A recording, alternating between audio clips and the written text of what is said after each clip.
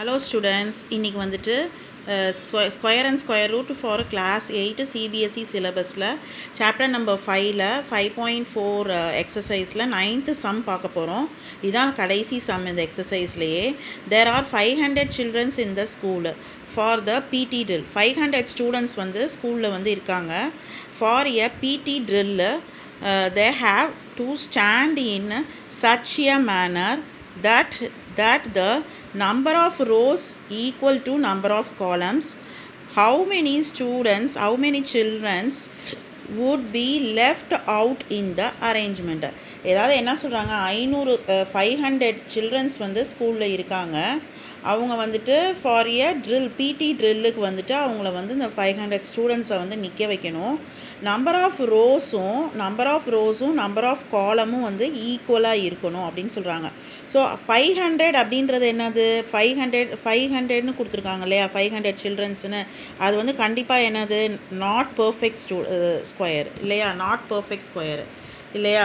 அப்போ இதில் என்ன பண்ணாக்கா லெஃப்ட் அவுட் ஆகிற ஸ்டூடெண்ட்ஸை வந்து வெளியில் எடுத்துருங்க அப்படின்னு சொல்லிட்டு சொல்கிறாங்க. சரியா, சம்ஸ் போடையில் உங்களுக்கு புரியும். நம்பர் ஆஃப் ரோஸும் நம்பர் ஆஃப் காலம்ஸும் நம்ம ஈக்குவலாக நிற்க வைக்கணும். பேலன்ஸ் இருக்கிறவங்கள வந்து நம்ம லெஃப்ட் அவுட் பண்ணி அவங்கள வெளியில் அனுப்பிச்சிடணும். அதுதான் கான்செப்ட். இப்போ என்ன பண்ணுவோம், 500ன்னு கொடுத்துருக்காங்க. ஸோ 500க்கு லாங் டிவிஷன் எடுங்க. லாங் டிவிஷன் எடுத்திங்கன்னா என்ன வரும், இங்கே வந்து ஃபஸ்ட்டு பேர் பண்ணிக்கோங்க. பேர் பண்ணிவிட்டு ஃபஸ்ட்டு இங்கே 5 இருக்குது. அப்போ 2 2s are 4ன்னு வரும். அப்போ இங்கே 4, பேலன்ஸ் 1 0 0. அப்போ நெக்ஸ்ட்டு வந்து என்ன பண்ணுவோம், இதையும் ஆட் பண்ணுவோம். ஆட் பண்ணால் 4ன்னு வரும்.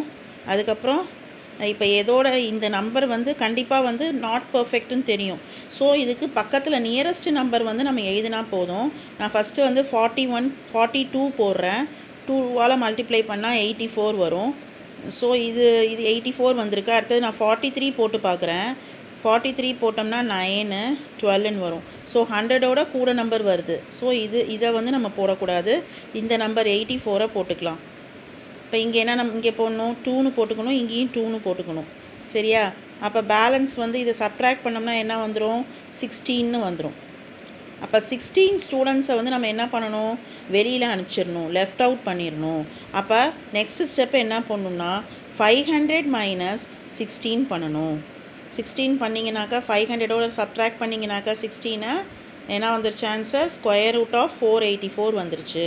இங்கே வந்து என்ன சொல்லியிருக்காங்க, அந்த அரேஞ்ச்மெண்ட்டில் மீதி இருக்கிற பிள்ளைங்கள லெஃப்ட் அவுட் பண்ணணும்னு சொல்லியிருக்காங்க. ஸோ நம்ம கண்டுபிடிச்சது என்னது, 16 ஸ்டூடெண்ட்ஸ். இதோட நிறுத்திக்கலாம் இந்த சம்மை. புரியுதா? உங்களுக்கு இந்த வீடியோ பிடிச்சிருந்தா லைக் பண்ணுங்கள், கமெண்ட் பண்ணுங்கள், ஷேர் பண்ணுங்கள். நெக்ஸ்ட்டு வீடியோவில் நெக்ஸ்ட்டு எக்ஸசைஸ் பார்ப்போம். தேங்க்யூ.